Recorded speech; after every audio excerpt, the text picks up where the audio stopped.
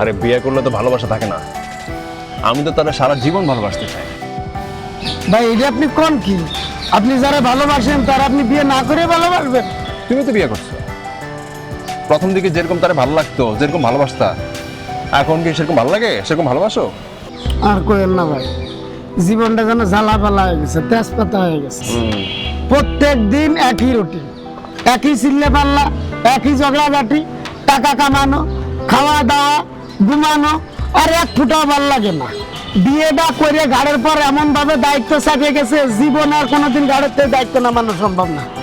আর সেই কারণেই ভালোবাসা কমে যায়। পৃথিবীর বিখ্যাত প্রেমিকরা কেউ কখনো বিয়ে করেনি, এসব অবশ্য তুমি বুঝবে না।